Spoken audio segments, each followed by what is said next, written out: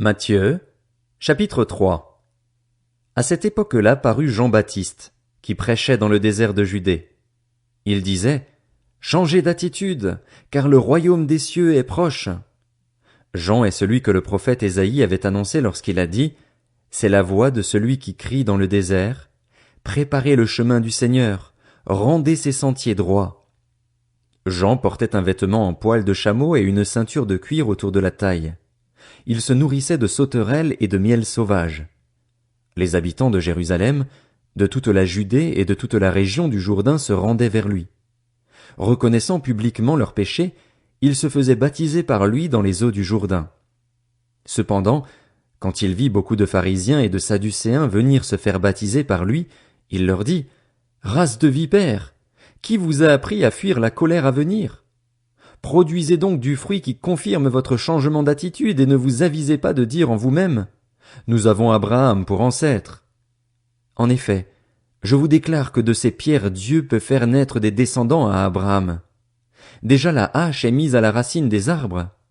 Tout arbre qui ne produit pas de bons fruits sera donc coupé et jeté au feu. Moi, je vous baptise d'eau en vue de la repentance, mais celui qui vient après moi est plus puissant que moi et je ne suis pas digne de porter ses sandales. Lui, il vous baptisera du Saint-Esprit et de feu. Il a sa pelle à la main. Il nettoiera son aire de battage et il amassera son blé dans le grenier, mais il brûlera la paille dans un feu qui ne s'éteint pas. Alors Jésus vint de la Galilée jusqu'au Jourdain vers Jean, pour être baptisé par lui, mais Jean s'y opposait en disant, C'est moi qui ai besoin d'être baptisé par toi, et c'est toi qui viens vers moi?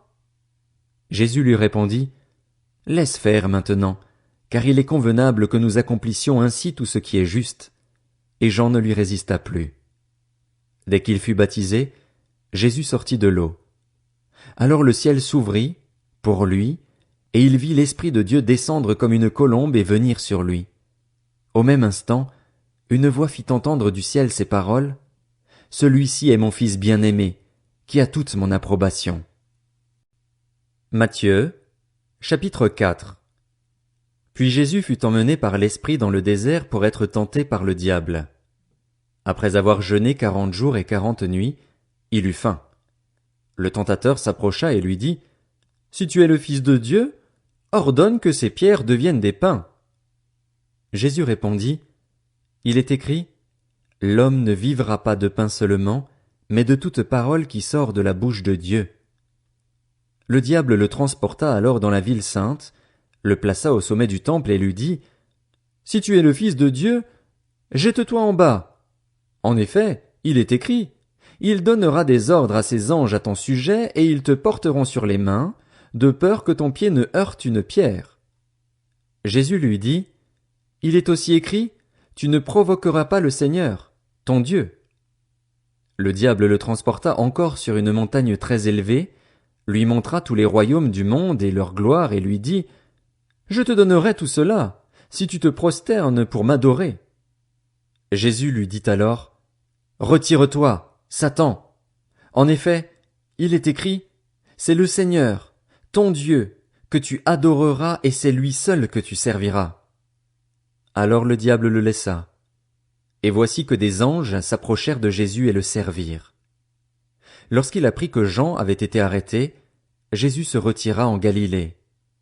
Il quitta Nazareth et vint habiter à Capernaüm, ville située près du lac, dans le territoire de Zabulon et de Nephtali, afin que s'accomplisse ce qu'avait annoncé le prophète Ésaïe. Territoire de Zabulon et de Nephtali, route de la mer, région située de l'autre côté du Jourdain, Galilée à la population étrangère. Le peuple assis dans les ténèbres a vu une grande lumière, et sur ceux qui se trouvaient dans le pays de l'ombre de la mort une lumière s'est levée. Dès ce moment, Jésus commença à prêcher et à dire, Changez d'attitude, car le royaume des cieux est proche. Comme il marchait le long du lac de Galilée, il vit deux frères, Simon, appelé Pierre, et son frère André, qui jetaient un filet dans le lac. C'étaient en effet des pêcheurs. Il leur dit, Suivez-moi et je ferai de vous des pêcheurs d'hommes. Aussitôt, ils laissèrent les filets et le suivirent. Il alla plus loin et vit deux autres frères, Jacques, fils de Zébédée, et son frère Jean, qui étaient dans une barque avec leur père Zébédée et qui réparaient leurs filets. Il les appela, et aussitôt ils laissèrent la barque et leur père et le suivirent. Jésus parcourait toute la Galilée. Il enseignait dans les synagogues, proclamait la bonne nouvelle du royaume et guérissait toute maladie et toute infirmité parmi le peuple. Sa réputation gagna toute la Syrie et on lui amenait tous ceux qui souffraient de maladies et de douleurs de divers genres, des démoniaques, des épileptiques, des paralysés. Et il les guérissait. De grandes foules le suivirent, venus de la Galilée, de la Décapole, de Jérusalem, de la Judée et de l'autre côté du Jourdain. Matthieu, chapitre 5. À la vue de ces foules, Jésus monta sur la montagne. Il s'assit et ses disciples s'approchèrent de lui. Puis il prit la parole pour les enseigner. Il dit, « Heureux ceux qui reconnaissent leur pauvreté spirituelle, car le royaume des cieux leur appartient. Heureux ceux qui pleurent, car ils seront consolés. Heureux ceux qui sont doux, car ils hériteront la terre. Heureux ceux qui ont faim et soif de la justice, car ils seront rassasiés. Heureux ceux qui font preuve de bonté, car on aura de la bonté pour eux. Heureux ceux qui ont le cœur pur, car ils verront Dieu. Heureux ceux qui procurent la paix, car ils seront appelés fils de Dieu. Heureux ceux qui sont persécutés pour la justice, car le royaume des cieux leur appartient. Heureux serez-vous lorsqu'on vous insultera, qu'on vous persécutera et qu'on dira faussement de vous toutes sortes de mal à cause de moi. Réjouissez-vous et soyez dans l'allégresse, parce que votre récompense sera grande au ciel. En effet, c'est ainsi qu'on a persécuté les prophètes qui vous ont précédés. Vous êtes le sel de la terre. Mais si le sel perd sa saveur, avec quoi la lui rendra-t-on?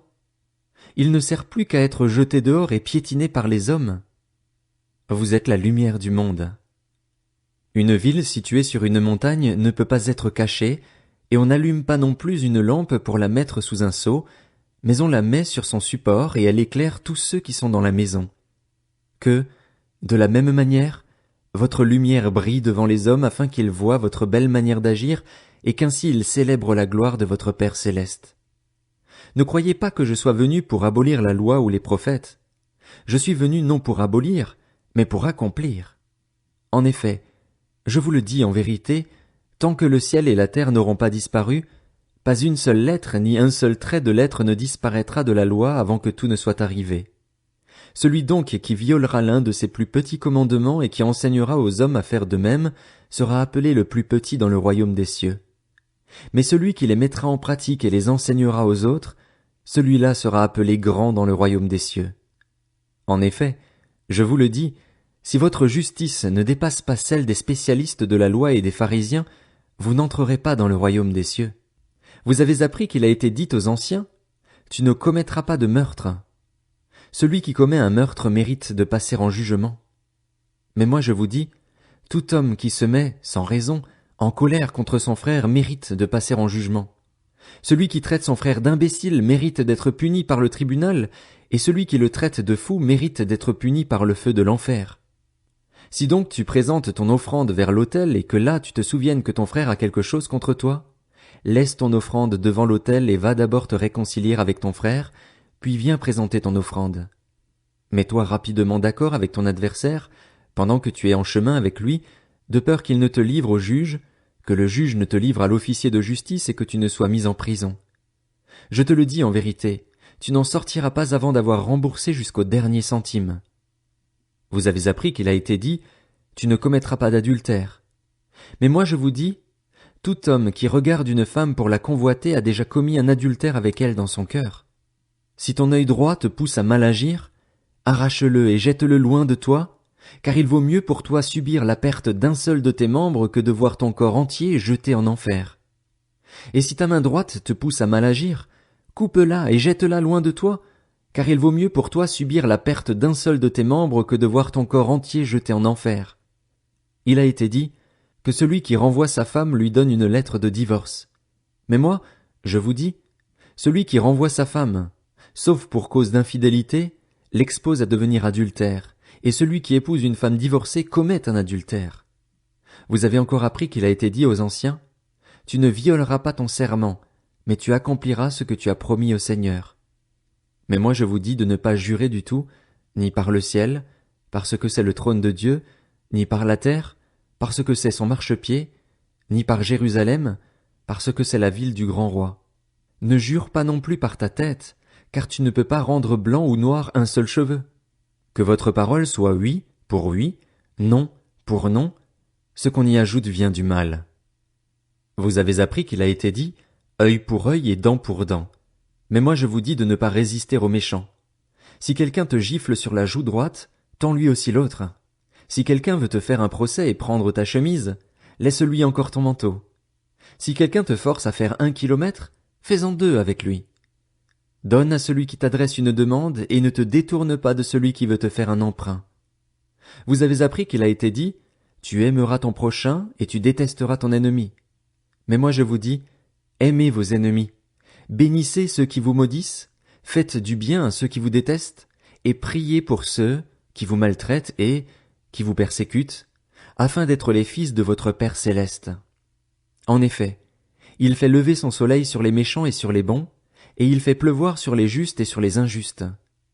Si vous aimez ceux qui vous aiment, quelle récompense méritez-vous? Les collecteurs d'impôts n'agissent-ils pas de même?